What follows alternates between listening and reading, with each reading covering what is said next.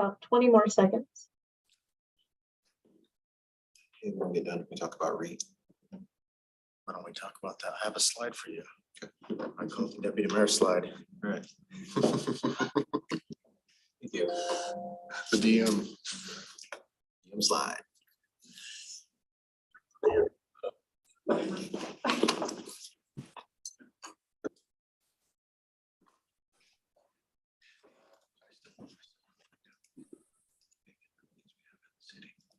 I got announced about a month and a half ago for Equid. I'll have to see where it is.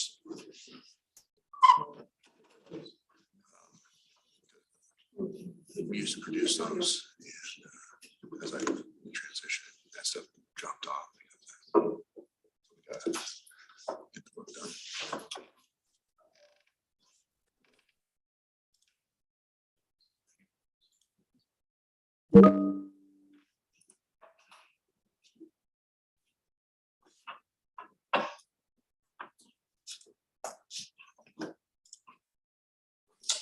Well, there you go. Now it's 8:30. So I'm going to call this Finance and Economic Development Committee meeting to order. We have a published agenda. I move that we adopt the agenda as published. I'll second.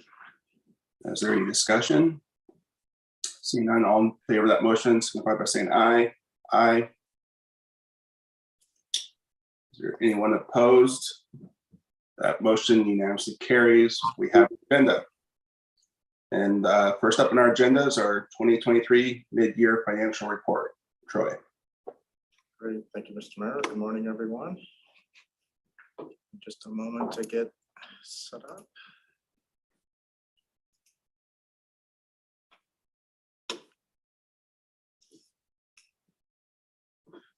All right, so you have in your packet the full details of the mid-year financial report. This is a pretty key report that helps inform a lot of the 2024 budget projections. So we take a little extra care in looking at these numbers in terms of, where we're at and where we think we might go in the next 6 months and certainly into 2024. So starting on the expenditure side of the report. What I have here on screen, oops, sorry. What you have on screen here is the current expense fund. This is the fund that provides most of the services I think our citizens most identify with: police, parks, engineering, building permits, city council, of course, and administrative services. You can see through the first half of the year, we've spent about $1.4 million less than last year. The main reason is transfers out, and I'll get into some of those details here in a few slides. As we discussed during the first quarter, these numbers, any department here that has any labor in it is impacted by that, one-time retroactive pay. We went most of 2022 without contract settlements for our two largest labor groups. So we had a retro pay for 2022 and a little bit of 23, I think, in one case. Also impacting the labor numbers is the fact that we didn't have cost of living adjustments in 2022. So we essentially have two significant increases in 2023. So a lot of the contracts, they follow inflation. So higher inflation equals higher cost of living adjustments. So again, we have basically two cost of living adjustments in this first half of 2023 that didn't exist in 2022. So I'm not going to go into those details department by department in terms of what those labor impacts were. But again, any department that has labor in it was definitely impacted by those two factors.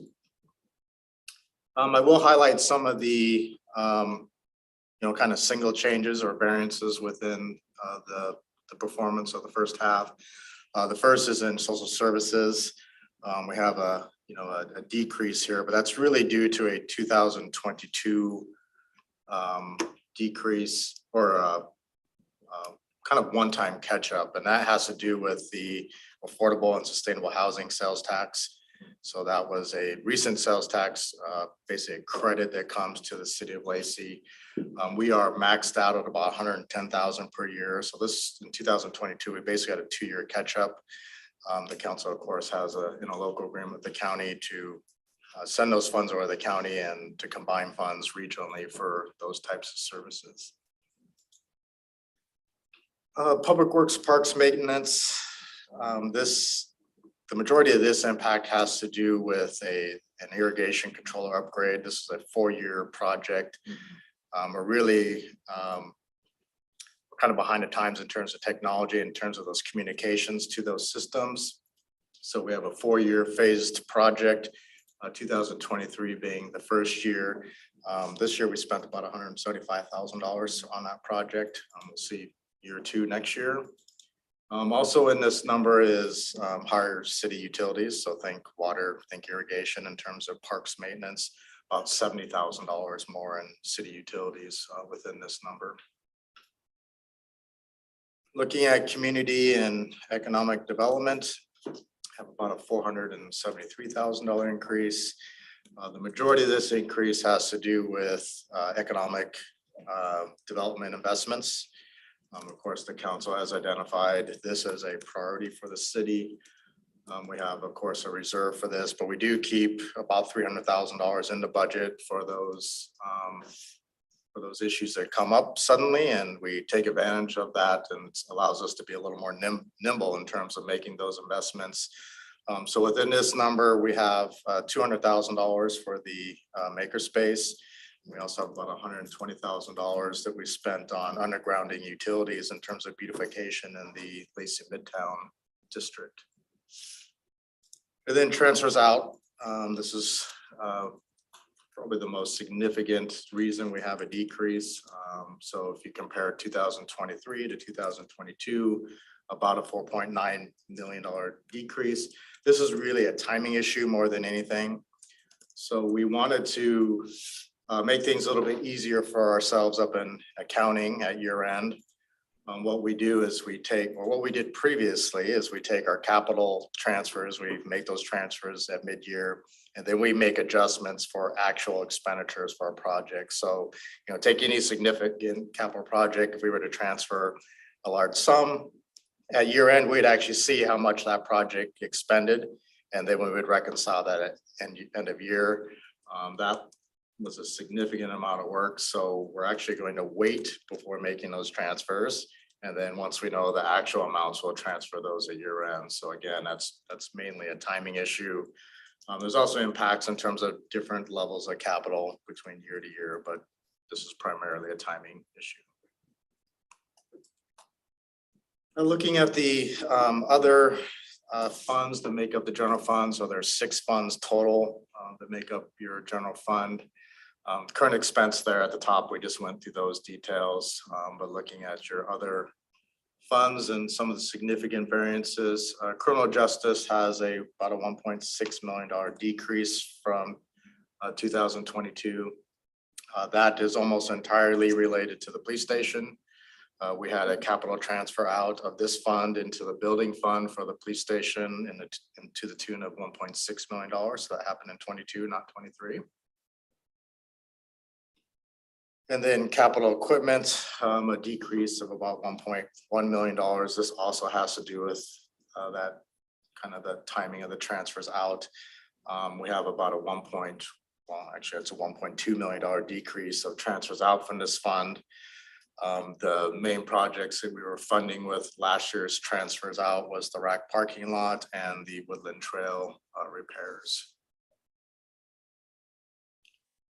So looking at general fund revenues for the first half of the year, one of the more significant variances is property tax.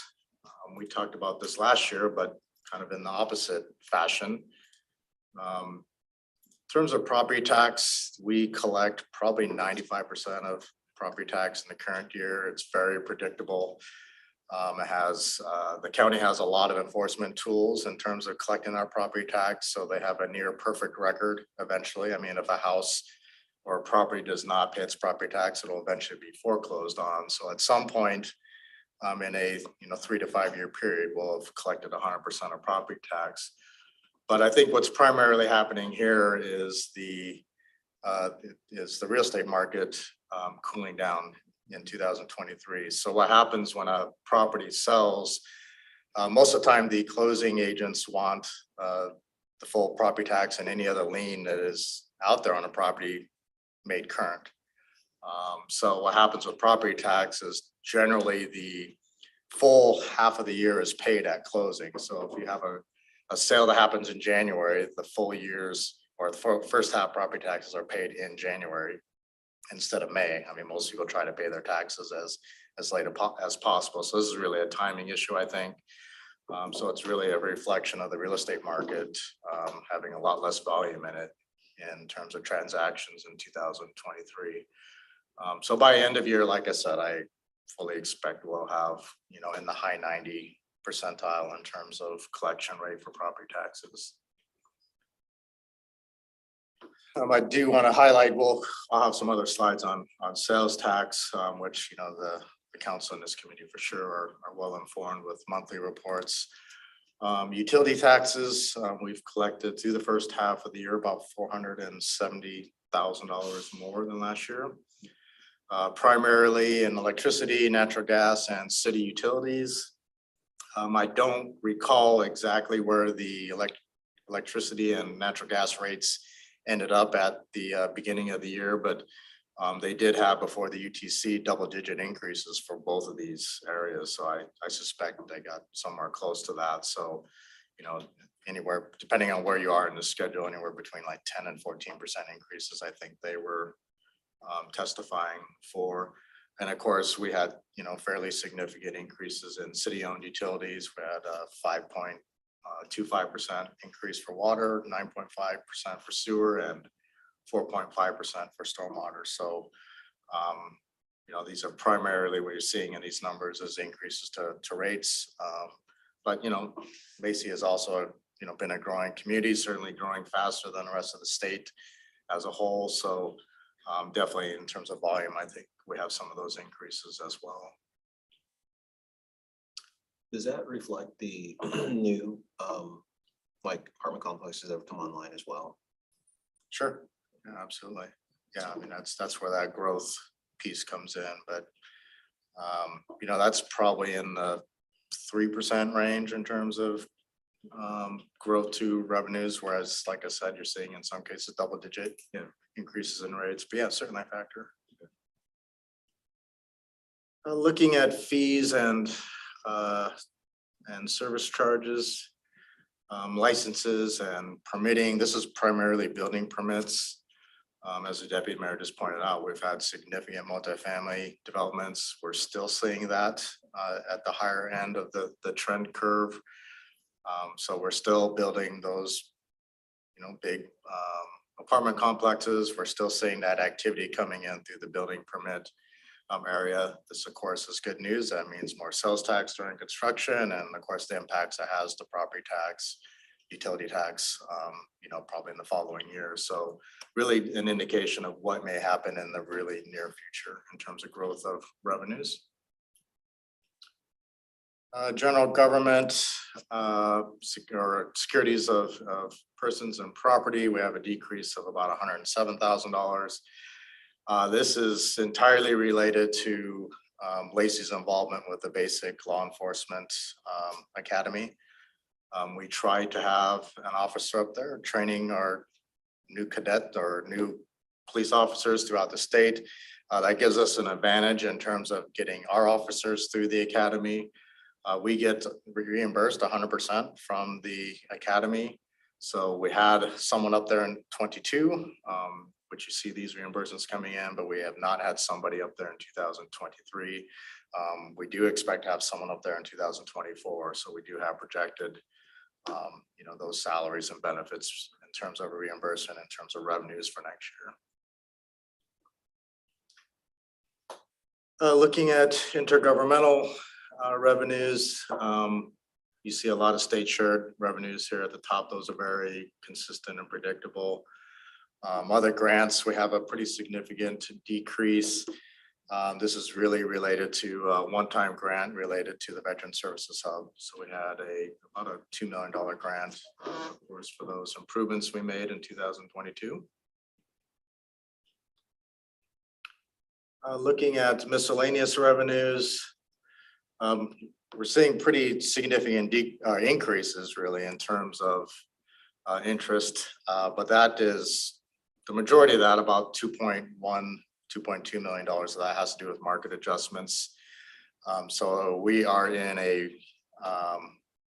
kind of a volatile market in terms of interest rates. So we as a city must incorporate into our financial statements market value investments. So depending if interest rates are rising or decreasing, we have to take point in time market adjustments and report those on financial statements. So that's really a paper adjustment. We certainly didn't earn $2.8 million in interest revenue. I wish we did. But like I said, about 2.2 of that 2.7 has to do with that market adjustment. So we're not going to realize that.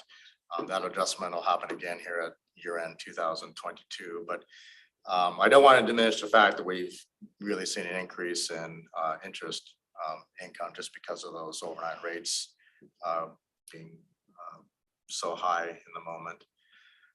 Other miscellaneous revenues, we have a $656,000 increase. This is also related to the Veteran Services Hub. This is on the U.S. Department of Veterans Affairs. We did some improvements to that portion of the facility, so that we had a timing issue with when those revenues came in. Those improvements actually happened in 22, but we didn't close out those funds coming in from the federal government until 2023. So those are also one-time in nature. Looking at the utilities, I think things are performing as we expected. These are the revenues for the three main utilities for the city. Pretty significant increases. Like I said, in terms of revenues, we talked about the impacts I had to utility tax. So you do have those utility rate increases incorporated into these increases. Like I said, no surprises. You also have in these numbers embedded that same income market adjustment are embedded in these increases as well. But again, I think revenues in terms of the utilities are coming in as expected. On the expenditure side for utilities, again, coming in as expected. You see some pretty significant increases for the three utilities. The same salary and benefit retroactive pay that happened earlier this year, as well as basically the double cost of living adjustments that happened in 2023 are within these numbers. For water, there's about a $500,000 increase related to the purchase of water meters and the meter transmitting units. I think you're aware that we've been dealing with kind of a system failure in terms of our meter reading systems. We're investing quite a bit into that system in terms of getting those meters back up and running and transmitting. So again, $500,000 in that water number. In the sewer number, a large portion of that, about $1.4 million, has to do with a capital transfer into the wastewater capital fund. So that was again a $1.4 million increase. Stormwater, something similar there. We have about an $800,000 increase in terms of capital transfers. So again, no real surprises despite the large variance you're seeing there. So it's a 2.2 out of the 3, so it's 800. So a net increase of a little over 500 because the other screen was 1.3. Sure. Yeah. So in terms of the financial outlook, I do want to talk about property tax a little bit. So what you're saying is a 10-year history, and really what this illustrates is the impact that new construction has had on property tax. We've had significant increases related to new construction. So the nice thing about new construction is we can increase property tax outside of that 1% increase limitation. So we generally accept new construction as. Wait a minute, slow down. We can increase outside of the 1%. The 1% is of our 4% that we get from the county. And so how do we increase outside of the 1%? I'm not. So the 1% limitation is on existing property Right. tax. So existing properties tax are in. Existing properties, we can't increase property taxes by more than 1%, but anything new construction, they just get added to the assessment rolls. And they come in as basically new taxpayers that didn't exist before. Right, it almost sounds like a free for all. So what level are we able to increase it at? For new construction, Yeah. there's no limitation. No limitation. Well, depends on what your construction activity and the increase in assessed value that created on that property gets added for that previous year. It depends on what your construction activity is. If you have high construction, it's a bigger number. If it's less, I know it's confusing, isn't it? It almost sounded like we can just charge whatever we want. And I'm like, that just doesn't sound. right. No, yeah, it's not quite that way. I know. This is why property taxes is so confusing. Yeah, definitely. So again, this is the 10-year history. You could see that, following the Great Recession, we had several years of really stagnant growth. I mean, from like 2010 through like 17, there was hardly anything happening in the economy, and you can see what's happened since that time. We peaked in 2021. Hot off the press for 2024, we just received the first look at new construction for 2023, which will impact 2024's property tax. The first county assessor's office estimate for new construction is just under 180 million, which is slightly higher than this year's, which was about 177 million. My back of the envelope math, that'll be the 180 million dollar new construction factor for this year will increase property taxes by about 122,000.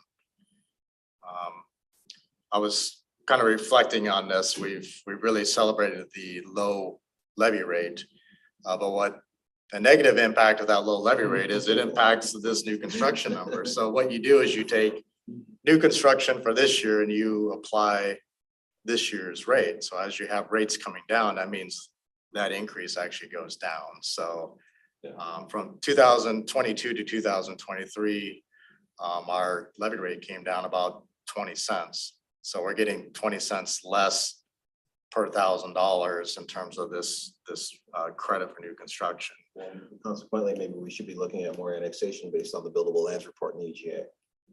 On annexation, that's an interesting one too. It's not in this slide, but annexation, we had about 200 million to maybe 210. Can't remember the exact number of annexation last year. Cap City, same thing. Annexation is applied or can be applied to property tax growth in the same fashion as new construction. So you add annexation, you take that valuation times the current year's rate. But as of now, we don't have any annexation credit for this year. So it's going to be a significant difference in terms of property tax growth for 2024 compared to 2023 as the numbers hold. So, I mean, we added 350,000 last year in terms of new construction and annexation. And at this point, we're expecting $122,000 in increase. Yeah. So Deputy Mayor, I think that's where where it's confusing. So like with annexation, with the new assessed value, or with new construction, new assessed value, that goes on to the total number of what we can of our overall value of what we can tax at our levy rate. And so it's not capped at the 1%. It adds to the total throughout the entire city, what are the values that we can tax on. So it's not capped at a certain level. It's capped at what our levy rates at. Does that make sense? It does, and I was just suggesting that in future years, in order to level out these numbers, possibly increase these numbers, if we brought in some more UGA prior to development, it might. Oh, obviously that, I mean, that would be nice, but then that, of course, it's going to it's our levy rate that we keep looking at, that, overall what we're bringing in. So, And it's going down. But also and the too, levy rate's been going down because our assessed value has been going up and up and up. and you just gotta remember too, with any type of annexation, yes, it'll bring new assessed value into the city and it would bring a little bump to that tax collection, but it also with that, it comes with demand for services that has to be counterbalanced. So is that bump in increase in assessed value more or less than what the cost of service will be in that area? And of course, there's some other tools out there now the state legislature put on the books the last legislative session to deal with annexations for cities. But I just want to put that caveat in there, that there's a cost benefit ratio that has to be done for any annexation. Absolutely, it's gonna cost us more in police and fire and Public works Water and maintenance and wastewater and storm. code enforcement and all of building. Yeah, and when you look at property tax, it's really a one-time increase. Yep. So, for example, the $122,000 increase, there's no guarantee that's going to increase next year in terms of new construction. So, to city manager's point, the $122,000 is barely one FTE. So, when we look at those challenges, it's definitely kind of a balancing act. Looking at sales tax, it's been kind of a strange year in terms of sales tax. Like I said, the council gets the monthly reports that I send out. This is from April, so this is from basically 2 months ago.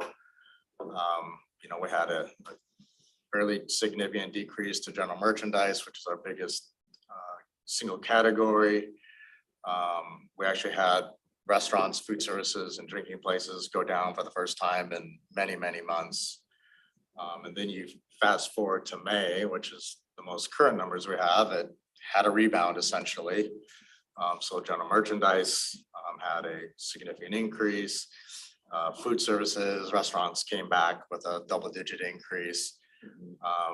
You did have there's a one-time adjustment that's happening in the sporting goods, hobby, music, and books category, to kind of foreshadow what I think is going to happen. Well, this week, I think we get sales tax numbers this week. I think that decrease is going to be even potentially higher just because that impact happened in August last year. Again, that was a one-time sale, significant sale related to the COVID emergency response that we're not seeing this year. So like I said, there's been kind of some up and downs throughout the year. It's been kind of hard to get any traction on any real trend analysis for 2023, but the good news is sales tax is indeed up for the year for 2023 overall. Are these numbers similar to that during COVID? Well, during COVID, I would say, general merchandise definitely had a lot of growth. There was a lot of growth within the building materials category, which is the fifth one down. You had a lot more stay-at-home activities, more home improvements. I have friends that bought expensive patio sets because they were staycationing in their backyard. So you had that type of activity happening. Home office, arrangements, those things. Shift to teleworking, people had to invest in office equipment, chairs. That sort of thing that was happening. Restaurants, where I think were one of the most hardest hit categories for sales tax. Yeah. Well, that's also distancing, and remember the limitations on how many people could be in a Tents outside. Yep, 25% capacity, those types of restrictions. So some cases you're seeing the opposite happen. Some things you're seeing things that are continuing. We definitely saw an increase to online shopping. We had to stay home. What's been interesting is it's hard to tell, so it's kind of anecdotal. I was under the assumption that during the shift to teleworking, you had a lot more local sales happening. people tend to shop where they work. So if you're working at home, that, you know, led to more local shopping. And I think that's still occurring. I mean, teleworking is definitely still a thing that's happening there. We know there's, you know, been a push to call people back into the offices, but most places still have some form of hybrid teleworking. So I think that has still been a positive impact on the local economy. But I would say that, you know, the economy is definitely fully recovered from all those safety restrictions that we had for basically 2.5, 3 years. I have been sending out these new or newer graphics in the monthly reports. So when we look at, you know, the previous slide, that was the top 20 categories out of about 100 categories. This slide here basically combines those 100 categories down into about 20 kind of broader categories. So you get to see retail trade really kind of narrowed down and segregated from the rest of the sales tax. And overall retail trade is actually down 1.4% through the first half of the year. Construction is still growing. Here you can see the impact of the recovery for restaurants. Hotels are also in there as well. So we're definitely watching that retail trade. We definitely think that inflation has impacted the overall volume of retail trade. When you have, you know, 8-9% inflation, increasing prices, and you have sales tax only growing at 2%, you know, there's a likelihood that that is being made up or being impacted by inflation. Switching to the expenditure side, here you have a 10-year history of general fund salaries and benefits. These are actual numbers in terms of what we're seeing in terms of expenditures. 2019, of course, that's pre-COVID. From 2017 through 19, we started adding full-time employees to our budget. That's really when we came out of the slow recovery following the Great Recession. 2020, of course, is year one of COVID. We froze positions. We're really afraid of what was going to happen in the economy. I think just about everybody thought that the economy was going to completely tank. So we actually took an action through the city council to reduce our budget in 2020. So we did have a decrease. Since then, we've had steady increases to the cost of labor. If you look at 2022 as an example, and the yellow line, that is the percentage increase. On 2022, we had a 5.5% increase to salary and benefits.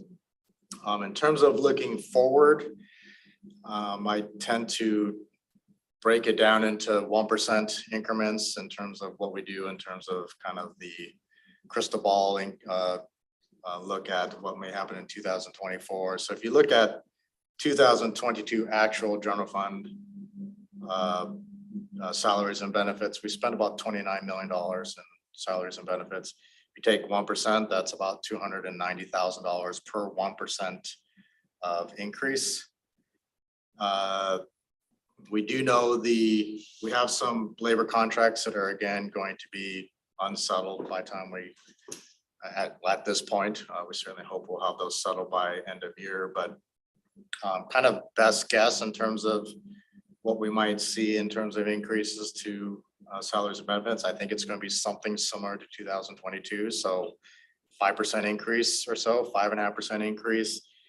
If you take that multiplied by that $300,000 number, we're getting close to a $2 million increase in salaries and benefits. So that's kind of the back of the envelope projection. We're working on the details of salaries and benefits as we speak. We hope to have those this week. So as we meet with departments, that the city manager will have a kind of full picture of what we think expenditure growth will be in 2024. Sounds like we're gonna need some new businesses in the city to soak up some of that cost. That'd be great. Yeah, I mean, development is, you know, the building that retail base is certainly something that's one way out of this. So yeah, I think that, that's definitely going to be an important factor here in the next 5 years for sure. Combination new standalone businesses plus infill mixed use development, increasing that assessed value on properties. Continuing with the cost of labor, employee benefits, this is what we know in terms of 2024 increases. The PERS contribution rate is going up just very slightly. So PERS is basically our non-law enforcement employees. This is our portion of the pension contribution. So like I said, going up very slightly from 9.39 to 9.53. The left pension contribution rate, also a very small increase, going from 5.3 to 5.32. Regents health insurance, right now the projection is an increase between 4% and 7%. This is actually surprisingly low. I mean, if you think about what we think we know happened with the medical industry throughout COVID, I expected much higher increases, but this is a benefit of being in a benefit trust. The bigger the trust is, the less impact you have on those historical uses of that insurance.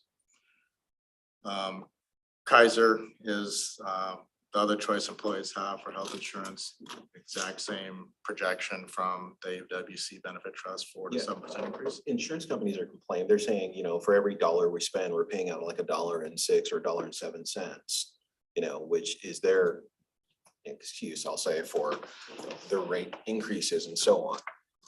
So seeing, 4 to 7%, I guess that's seems fair. For dental, for both programs that the city offers, there's no increase. Oops, I missed a no there, but both dental, Delta Dental and Willamette, no increase for 2024, as well as no increase for vision. So in terms of those employee benefits, that's, it's actually good news. So let's look at the economy in general. I showed this slide, well, the slide point in time last year, the same slide. You could see what's happened since March of 2022 to the federal overnight rates. I think it was 10 out of 11 increases. Every meeting had some of those increases had 0.75% increases, 0.5% increases. The Federal Reserve actually paused the increase in June, which was again the first pause in over a year. We did have a Federal Reserve increase at the end of July. At this point, the market has priced in another increase for 2023. Inflation, of course, is getting close to that target, but we're not there yet. So the market, it's not quite a 0.25% increase. If it's priced in, it's something like 0.2% or something like You that. mean the 2% target? Yeah. That's a fantasy, right? A myth. The Greenspan spouted out years and years ago, never intended it to be. Yeah, I think if you look historically, like 50-year or 30-year mark, historic inflation is like 3.5%. So yeah, 2% is, well, it's a target. Right? We'll see if we get there. Yeah.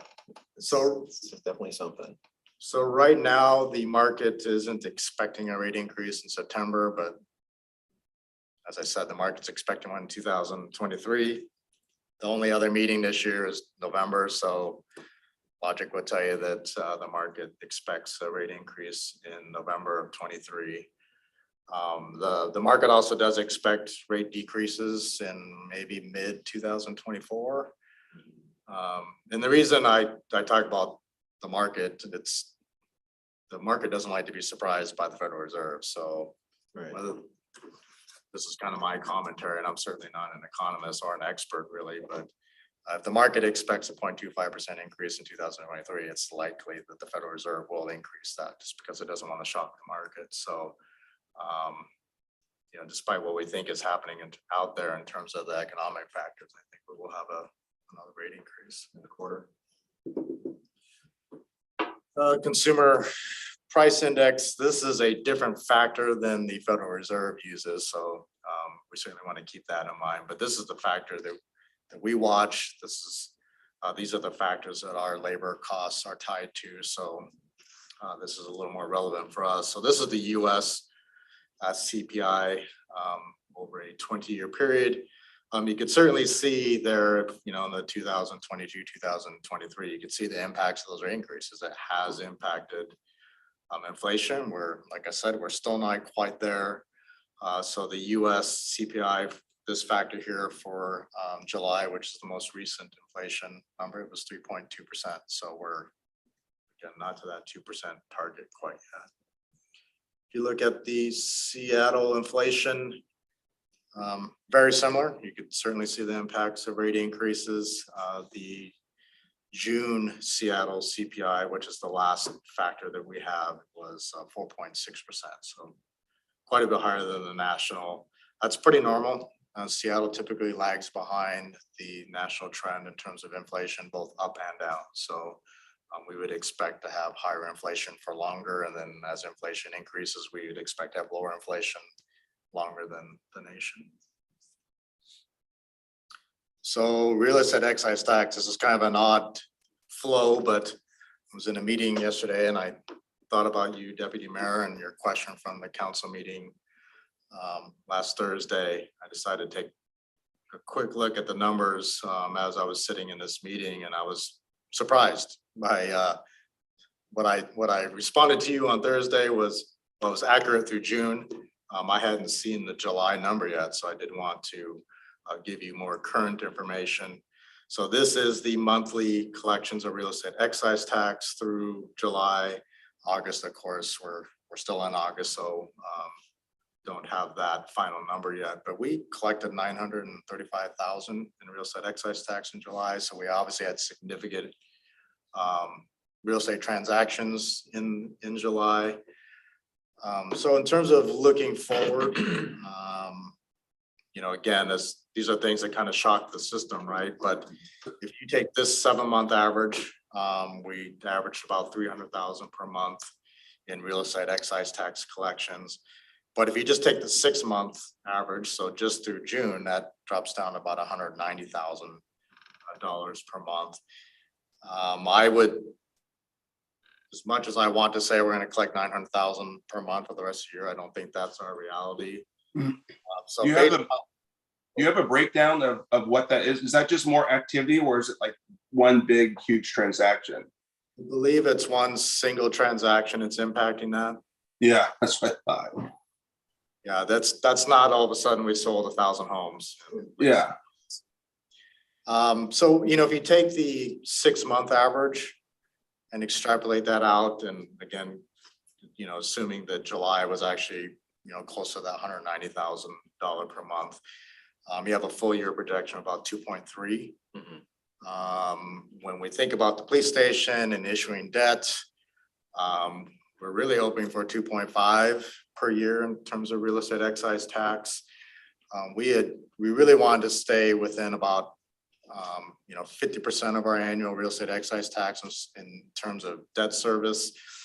So our current financial plan to pay for the police station is $18 million in debt, using a 5% interest rate, which admittedly that's high for the market.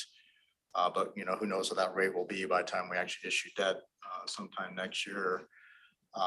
That annual debt service is about 1.5 million on 18 million at 5%. So, certainly something we want to keep an eye on. I, of course, am an advocate for paying cash for everything. If we had that luxury, that would be, incredible. But when you look at $18 million, if you look at a 20-year term, we're in the $11 million range in terms of interest. So, as we move forward and as we think about the police station as things evolve, I would certainly, advise the, finance committee and the council as a whole to kind of think about that in terms of future real estate excise tax and what may happen and how that might impact our Arterial Street Fund in terms of those capital improvements. So, but we'll watch this carefully. and certainly advise the council and council. When we issue this debt, are we guaranteeing a return, or are we able to kind of, pay it off quicker? Well, most of our debt is structured with a callable feature at the 10-year period, so we'll be locked in for the first 10 years. That the investors want some sort of, guarantee that they'll earn interest rates for a longer period of time, So we are guaranteeing a return. at least for 10 years. Well, I mean, it hasn't been set yet. The market will establish that, but that's very, very typical. So that is your mid-year report. We of course always include, the message of the 24 budget. We did cover this through the budget calendar at an earlier meeting, but really we're looking at trying to contain costs and the budget in 2024. We're looking more sustainability versus growth in terms of 2024. So for accounting purposes, do we take that interest number and count it as part of the total cost in the end, or are we just saying, hey, the 18 that we had a debt on, the 11 that comes with it is not part of the 45 or 50 that we spent for the station? Oh, I see where, yeah, no, we don't include the interest rate in that total cost, but when you look at that 20-year period, I mean, we're paying for the police station up front, and then we'll pay the debt, following in the following 20 years. So, it's very much like a home mortgage. Yeah, we know what it costs us, and the total is just, So if there are ways we can reduce that, how much we go out for debt, of course, reduces the amount we have to pay off, the burden on the real estate excise tax, as well as how much we're paying in interest that doesn't go to an actual city business or operation. So as we go forward, we're trying to look at that and still be creative if we can. Okay, well, we don't have any more questions. Let's go on to the second quarter investment report. Thank you again, Mr. Mayor. So you have the most current quarterly report for investments. This committee is well informed in terms of seeing this format of the report. I'll say that in summary, we did outperform our benchmark. The benchmark was a negative 0.42%. Our performance was a negative 0.27%. This, of course, includes fees that we paid to our advisor, also includes market adjustments. So I assure you, we did not earn negative interest, but that's how we judge our performance against the benchmark, as we net those costs and that market against that number. In terms of our actual earnings for this portfolio, we actually had an increase of earnings. So we actually earned about 2.75% compared to about 2.5% in actual earnings. So again, you have to kind of remove the netting of that market adjustments. We do have, and going into that negative interest benchmark number, we do have about a $6.9 million unrealized loss. And again, for explanation, that unrealized loss is exactly that. We don't expect to realize it at all. It's a paper loss. In terms of the market and what it's doing, we actually will not incur any of that loss unless we sell investments early, and we have no intentions of doing that. Our cash flow is exactly how we expected, so have no expectation of incurring any sort of loss. In terms of our benchmark duration, we finally hit our benchmark.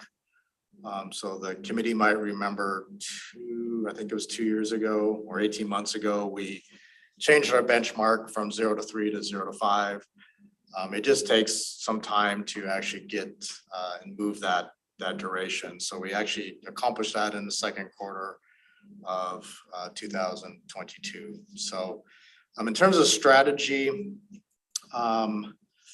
we want to stay, kind of more to the longer end of that duration, to lock in these higher rates. As I said, we do expect, and the market expects, the interest rates will start to come down mid-2024. So the more that we can lock in at these higher rates, the more that will carry us, through the period of decreasing rates. So that's the quarterly report. I do have a question for the committee, but I will, it's a policy question, but I'll pause here and see if you have any questions about the quarterly report. No, my only question is, I know this is all relative, but I'm kind of surprised that our benchmark would be a -% when interest rates have been rising so much. Can you explain how we got to a -% for a benchmark? Sure. So it really has to do with that $6.9 million negative loss or the change within that loss. So we're still in a environment of increasing interest rates. So this is how an unrealized loss or how the loss works. So if we bought an investment, say 2 years ago at 3%, Mhm. in today's market, the interest rate is closer to 5%. If we were going to try to sell that instrument at 3%, nobody's going to buy that when they could buy a new instrument at 5%. So we have to lower the price of our investment in order to sell that. And that's the difference. So Okay. that dollar value is to entice an investor to buy a 3% instrument. If we're going to sell, but we're not going to sell, so. Not going to, but that change is in that negative benchmark number. So that's, Got it. Thank you. we're not losing money, Mr. Mayor, I assure you. Yeah. Yeah. I was just trying to figure out, but that makes sense because obviously we still have a bunch of investments that had low interest rates on it. And so we're in this transition period too. And we're going to probably see that for a while. Got it. In fact, the last investment we purchased, I want to say we were earning about 0.3%. So less than 0.5%. Yeah. So it was something earning somewhere around 4.5. So I mean, that's the difference, and that's what we're moving towards. So yeah, we're going to see a significant change here in the next few months. Okay. What's the policy question? Well, the policy question has to do with our corporate investments. And you will remember, I believe back, well, it was 2 years ago, the same time that we changed our benchmark to 0 to 5, we followed the state guidelines in terms of eligible investments. And so this has to do with our corporate section of the policy. So back in 2022, the state and we followed suit, we decreased the minimum rating of our corporate investments down to single A, but I think all of us wanted to see how this would kind of play out in terms of the market. We wanted to take a slow implementation period for that AA. So we have not invested in single A corporate investments. In fact, we haven't really invested in any corporates in, I would say, 18 months. I mean, just the yield hasn't been there, but for the committee's consideration, I would like you to give some thought or allow us to fully incorporate that single A minimum rating for corporates. And 2 reasons. One, we do know interest rates are going to be coming down, or we think they will. So we want just to give ourselves maximum flexibility in terms of finding some additional yield for that long-term investment. I'd also make the argument that this would help diversify our portfolio. So we've been buying almost exclusively US government instruments. I'm not here to say that the US government's going to fail, but we are, when you think about diversifying a portfolio, we're not really that diversified. So Do you see something that you like? I don't at this point. I just want the flexibility to be able to react to that. So with corporates, those move very quickly in the market. In fact, 3 years ago, we have an internal investment committee. So we get the proposals from our advisor, and then the internal committee makes the final decision whether to make that investment. I can't tell you how many corporates we've missed out on because they happen that fast. Okay. So it's Usually- like having an approval letter. So, right, so for us to come back to the committee and say, hey, Apple's got this great deal, we'd like to take advantage, but we gotta wait 3 weeks for the next committee meeting. I mean, we're talking minutes sometimes in the market, so. So what I want to do is show you the list of approved single and double A companies that are out there, and my point is, this is a very short list. These are the very best credits in the nation. These, in most cases, are household names. I think there's very few on this list that we would say we have not heard of. So these are, I don't know what we have here. We have less than 40 corporates out there that actually qualify as true single A and above. These highlighted in yellow, these are the only true single A rated corporates out there. So this is a very short list too. Again, household names. As I was thinking about this meeting, I didn't know what, I'm not sure how to say that, PACCAR, but that's, They've been around forever. yeah, that's Kenmore. I mean, those are, it's trucking. So I mean, we've all heard of Kenmore trucks, right? So I mean, again, kind of household names. So these, like I said, I would like the committee to consider giving us just a little more flexibility as we're trying to look at. And so is that flexibility? So because since they're single A, the interest rates are considerably higher on some of these options. I wouldn't That's say, why you're looking at it. I would agree with everything except for maybe considerably. I mean, there's more yield there, but I mean, the reason I say that is we're not, you know, we want to be very careful with the public's money. So Yeah. we're looking at safety and security first in all investments well before yield. So yes, we wouldn't take on a little bit of additional risk with a single A investment without getting more yield. And those are the things we balance. But yes, this is to get a little more yield with taking on just a little more risk. And are you talking about more of a short-term investments, or are you talking about longer-term investments?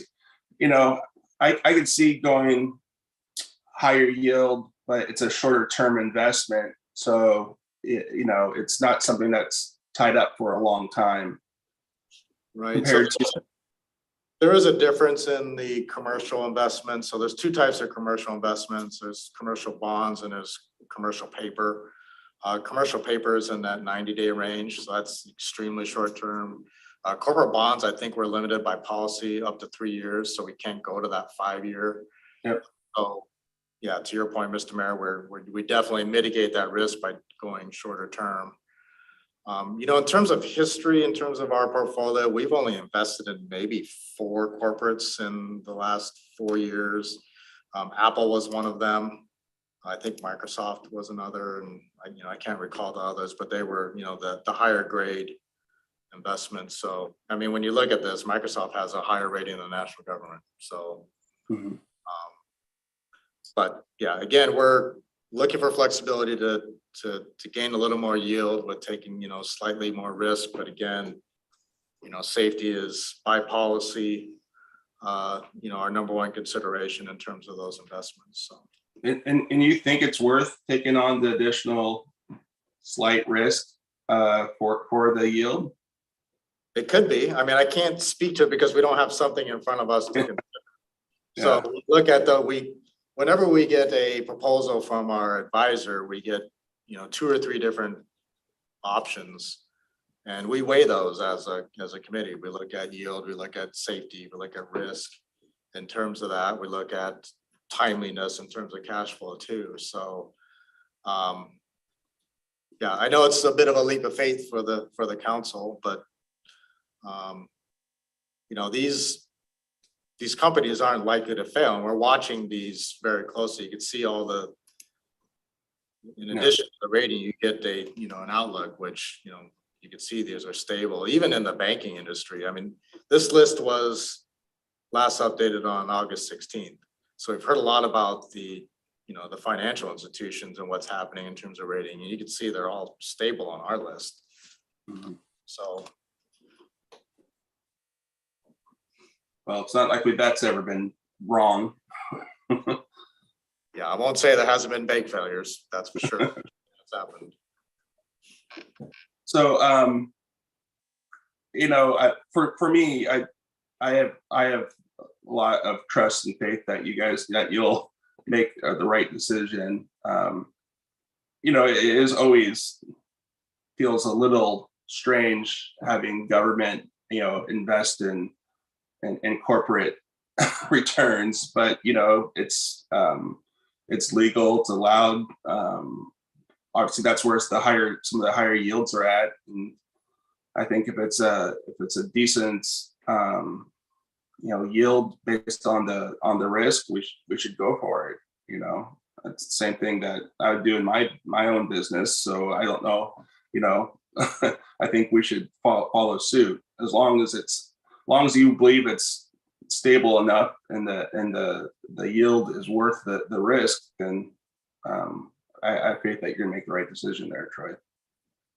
And there's also restrictions in terms of how much of the portfolio can be invested in corporates, and going out the top of my head, I think it's 3%, so we're pretty limited in terms of, you know, how much we could actually invest as well, so. But, well, I appreciate the vote of confidence. Is that something you want us to bring up as we report this out, or when would you like? Well, the policy answer on this policy question. Policy already allows it.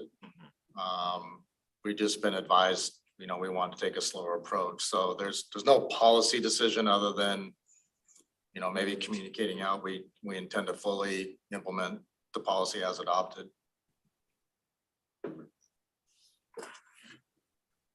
Okay, On that's time. fine. Just realized it was 9:30. There's one more report. Should be pretty quick. Okay, go for it. So you do have the full details of the 2023 budget amendment. We do hope to take this to the full council on September 3rd.